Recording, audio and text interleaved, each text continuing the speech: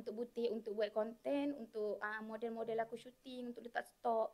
Stok aku banyak lah waktu tu. Tapi aku nak tahu juga, mana hang belajar pasal ialah konten, lepas tu model lah, benda semua ni, apa belajar kat mana? Hmm, online. Semuanya macam daripada Instagram.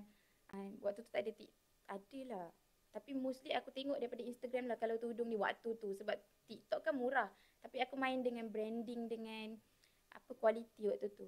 Mana belajar pasal branding?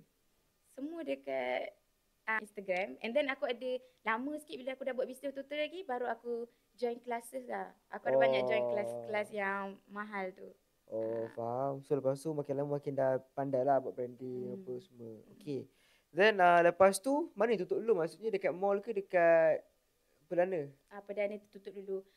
Sebab aku macam kalau buat event, kalau my day tu bila ada event, cantik lah. So aku macam seronok-seronok sampai tu aku tutup lah.